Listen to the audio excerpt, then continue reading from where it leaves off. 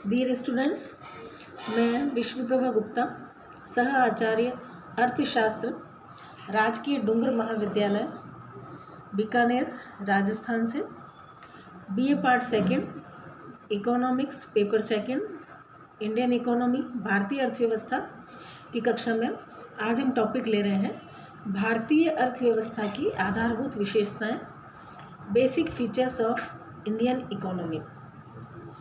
भारत की अर्थव्यवस्था विशाल एवं विविधतापूर्ण है, जहां एक ओर संपन्नता में विपन्नता, औद्योगिक पिछड़ापन, बेकारी और गरीबी देखने को मिलती है, तो दूसरी ओर बढ़ती जनसंख्या, पिछड़ी हुई कृषि, क्षेत्रीय और आर्थिक असमानताएं देखने को मिलती हैं। भारत विश्व का सबसे बड़ा प्रजातंत्र और आध्यात्मिक गुरु है, साथ ही विकासशील देशों का हित चिंतक है, मार्गदर्शक भी है। भारतीय अर्थव्यवस्था की एक विकासशील देश के रूप में कई आधारभूत विशेषताएं हैं, जिनको हम आज ले रहे हैं। ये विशेषताएं इस प्रकार हैं। सबसे पहले हम लेते हैं विशाल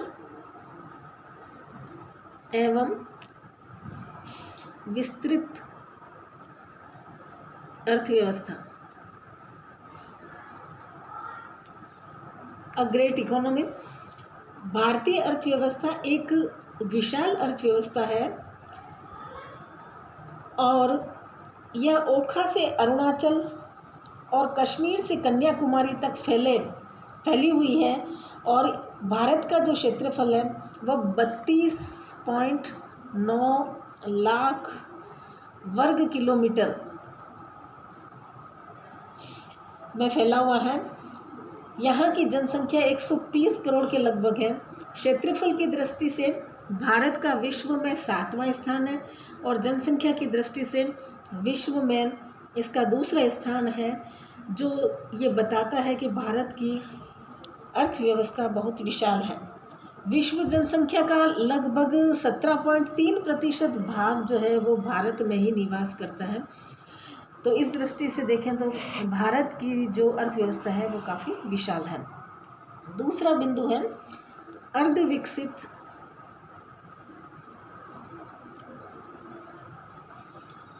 विकासशील अर्थव्यवस्था, अंडर डेवलपिंग इकोनॉमी। भारतीय अर्थव्यवस्था यद्यपि पिछड़ी हुई है, लेकिन ये विकासशील है। अर्थव्यवस्था में आर्थिक पिछड़ापन और दरिद्रता है, पूंजी निर्माण की गति धीमी है, बेरोजगारी है, तकनीकी ज्ञान का अभाव भी दृष्टिगोचर होता है, जनसंख्या का भार भी काफ़ी है। और इनके अलावा हम देख रहे हैं कि योजनाबद्ध विकास द्वारा भारतीय अर्थव्यवस्था अब निरंतर आर्थिक विकास की ओर अग्रसर हो रही है। यहाँ पर औद्योगिकरण, कृषि विकास, परिवहन एवं संचार आदि का मार्ग भी प्रशस्त हो रहा है। अतः भारतीय अर्थव्यवस्था विकसित होते हुए भी विकासशील है, क्योंकि विभिन्न क्षेत्रों में पहले की तुलना में काफ़ी प्रगति हुई है। तीसरा पॉइंट है कृषि प्रधान अर्थव्यवस्था।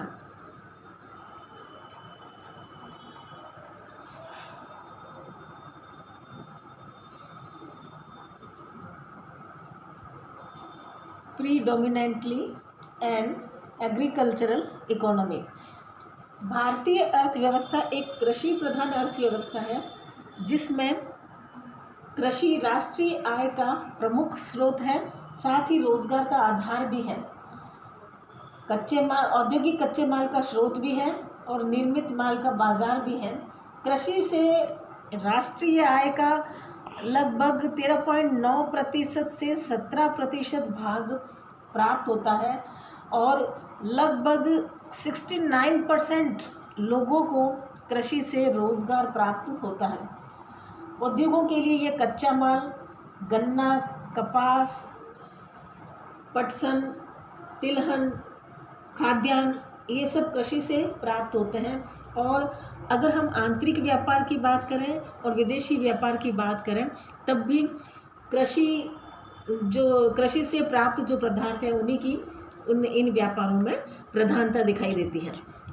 नेक्स्ट पॉइंट है औद्योगिक पिछड़ापन एवं असंतुलित विकास। Industrial backwardness and unbalanced growth. भारतीय अर्थव्यवस्था विकसित देशों की तुलना में काफ़ी पिछड़ी, औद्योगिक दृष्टि से काफ़ी पिछड़ी हुई है। उद्योगों से राष्ट्रीय आय में हमारे यहाँ 27% हिस्सा प्राप्त होता है, जबकि अगर हम चीन की बात करें तो वहाँ पर 40% हिस्सा प्राप्त होता है। पूंजीगत और आधारभूत उद्योगों की यहाँ कमी है, जबकि हम देखते हैं कि उपभोग उद्योगों की यहाँ पर प्रधानता देखने को मिलती है। इसके अलावा योजनाबद्ध विकास हमने 1951 से शुरू किया। उसके अंतर्गत लौह इस्पात, मशीन निर्माण, भारी रसायन, विद्युत आदि उद्योगों का विकास हुआ है। फिर भी यह जो विकास है वो पर्याप्त नहीं है। औद्योगिकरण में हमें क्षेत्रीय विषमताएं भी देखने को मिलती हैं, जहां एक और पश्चिमी बंगाल, बिहार, गुजरात, महाराष्ट्र, तमिलनाडु औद्योगिक दृष्टि से विकसित है, वहीं आसाम, उड़ीसा, जम्मू कश्मीर, राजस्थान को हम एक तरह से पिछड़े हुए राज्यों की इस श्रेणी में ले सकते हैं। तो इस तरह से औद्योगिक पिछड़ापन भी भारतीय अर्थव्यवस्था की एक प्रमुख विशेषता है। जनसंख्या में विस्फोटक वृद्धि।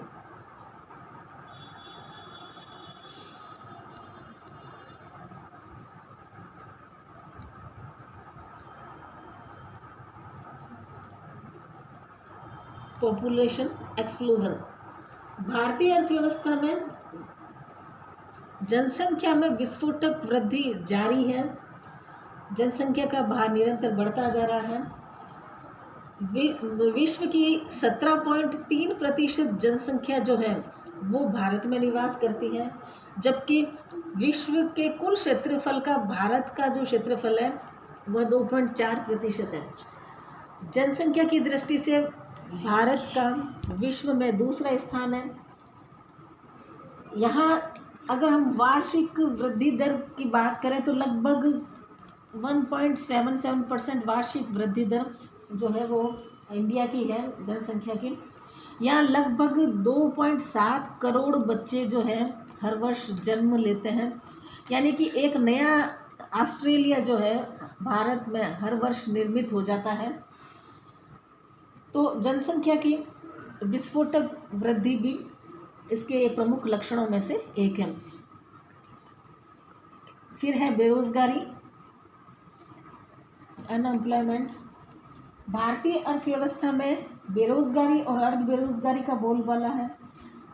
धीमा आर्थिक विकास और तीव्र जनसंख्या वृद्धि के कारण बेरोजगारी निरंतर बढ़ रही है। प्रथम योजना के शुरू में जहां 45 लाख लोग बेरोजगार थे, वह अब बढ़कर 8 से 9 करोड़ के लगभग हैं, जबकि योजनाओं में लगभग 39.5 करोड़ लोगों को रोजगार प्रदान किया गया है। यद्यपि सरकार के द्वारा योजनाबद्ध कार्यक्रम के अंतर्गत विभिन्न प्रकार की योजनाएं सरकार के द्वारा चलाई जा रही हैं और उनसे बेरोजगारी को दूर करने का निरंतर प्रयास भी किया जा रहा है। फिर है अर्थव्यवस्था की दोहरी प्रकृति, ड्यूअल नेचर ऑफ इकोनॉमी। भारतीय अर्थव्यवस्था का दोहरा स्वरूप हमें दृष्टिगोचर होता है। एक और अर्थव्यवस्था का ग्रामीण क्षेत्र जो काफ़ी बड़ा है, वो पिछड़ा है, रूढ़िवादी है, अनपढ़ है और आधुनिक सभ्यता से अलग लगता है, किंतु दूसरी ओर छोटे छोटे शहरी क्षेत्र जो हैं वो विकसित, समृद्ध, शिक्षित और आधुनिक प्रतीत होते हैं। जहां ग्रामीण क्षेत्रों में अभी भी यातायात के पूरे साधनों का विकास नहीं हुआ है। वहाँ बड़े शहरों में आधुनिक तरीके के जो साधन है वो विकसित है। जहाँ एक और बड़े पैमाने पर हम देखते हैं कि विशाल आधुनिक कारखाने हैं, तो दूसरी ओर लघु और कुटीर उद्योगों की प्रधानता है। तो इस तरह भारतीय अर्थव्यवस्था की दोहरी प्रकृति हमें देखने को मिलती है। नेक्स्ट, राष्ट्रीय आय एवं प्रति व्यक्ति आय का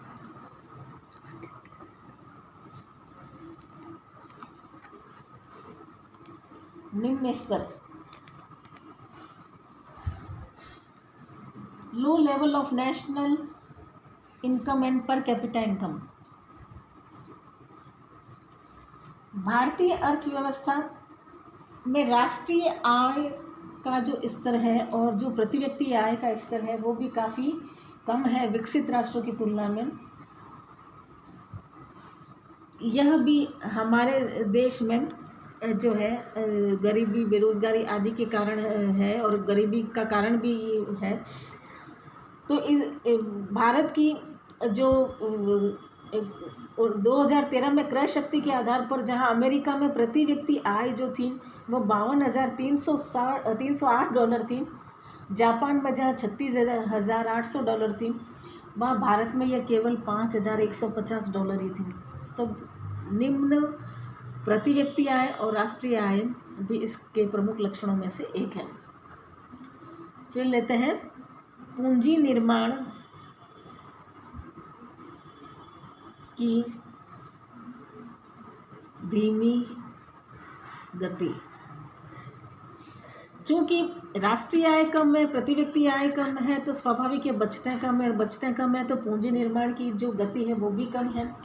जहाँ विकसित देशों में पूंजी निर्माण की जो दर है वो सामान्यतः 40 से 50% के लगभग रहती है, जबकि भारत में यह दर लगभग जो है 35% के आसपास है। तो यह भी भारत की अर्थव्यवस्था का एक लक्षण है। फिर निर्धनता का दुष्चक्र। अर्थव्यवस्था निर्धनता और गरीबी के ऐसे कुचक्र में फंसी हुई है कि जब तक ये कुचक्र नहीं तोड़े जाते हैं निर्धनता निरंतर बनी रहती है। क्योंकि यहाँ पर निम्न आय है तो निम्न उपभोग है, यानी कि कम उपभोग है। उपभोग कम होगा तो विनियोग कम होगा, विनियोग कम होगा तो जो फिर से जो है पूंजी कम, और इस तरह से आर्थिक पिछड़ापन जो है वो बना रहता है और अर्थव्यवस्था निर्धनता के दुष्चक्र में फंसी रहती है।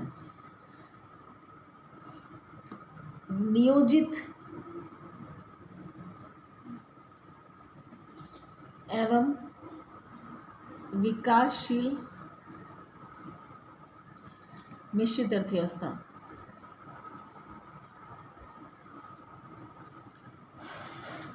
Planned and developing mixed economy. भारतीय अर्थव्यवस्था एक नियोजित अर्थव्यवस्था है, जहां पर हम देखते हैं कि पंचवर्षीय योजनाओं के माध्यम से योजनाबद्ध तरीके से विकास कार्य प्रगति पर है। दूसरी ओर इसमें समाजवाद और पूंजीवाद का सम्मिश्रण किया गया है। अर्थव्यवस्था में सार्वजनिक और निजी क्षेत्रों के साथ साथ संयुक्त और सहकारी क्षेत्रों का भी समावेश है। ये सभी अलग अलग क्षेत्रों में कार्य करते हुए समग्र विकास के लिए प्रयत्नशील है। तो भारतीय अर्थव्यवस्था एक मिश्रित अर्थव्यवस्था का अच्छा उदाहरण है। फिर भारतीय अर्थव्यवस्था मानसून का जुआ है।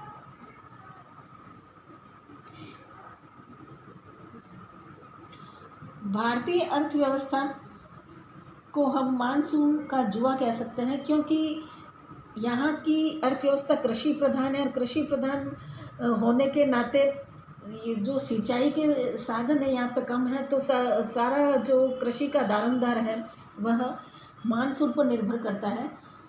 अगर मानसून अच्छा होता है तो अच्छी फसल से कृषि में रोज़गार और आय बढ़ती है, कृषि आधारित उद्योगों को कच्चा माल मिलता है और उनके निर्मित माल की खपत भी संभव होती है, व्यापार बढ़ता है और संचार साधन आदि में भी गति आती है।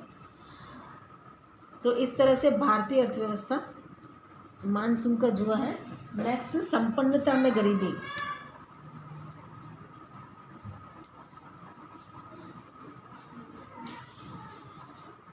भारतीय अर्थव्यवस्था एक ऐसी अर्थव्यवस्था है जिसके लिए कई बार ऐसा कहा जाता है कि भारत एक ऐसा धनी देश है जहाँ पर निर्धन लोग निवास करते हैं।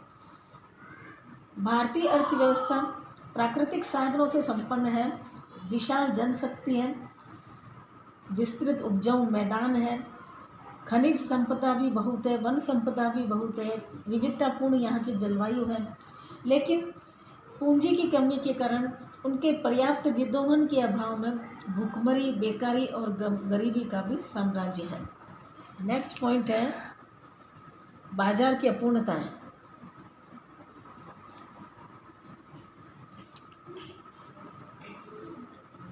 भारतीय अर्थव्यवस्था में जहां एक और साधनों की गतिशीलता एवं लोच का अभाव है, दूसरी ओर विशिष्टीकरण का अभाव, अपर्याप्त मांग, संकुचित बाजार, कठोर आर्थिक एवं सामाजिक ढांचा एवं बाजार के ज्ञान का अभाव है।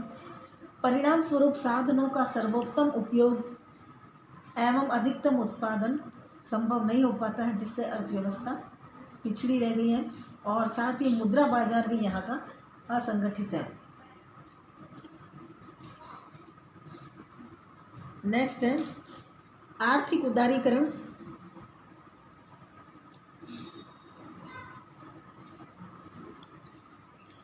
एवं वैश्वीकरण की ओर बढ़ती अर्थव्यवस्था। 1991 से भारत में आर्थिक सुधार की नीति लागू हुई थी। उसके बाद से अर्थव्यवस्था तेजी से आर्थिक उदारीकरण और वैश्वीकरण की ओर अग्रसर है। विश्व व्यापार संगठन के संस्थापक सदस्य होने के नाते भारत अपनी आर्थिक नीतियों, कृषि नीति, औद्योगिक नीति, व्यापार नीति, मौद्रिक नीति, राजकोषीय नीति एवं विदेशी निवेश नीति में समयानुसार परिवर्तन एवं उदारीकरण की ओर अग्रसर है। नेक्स्ट, अर्थव्यवस्था में निजीकरण को बढ़ावा।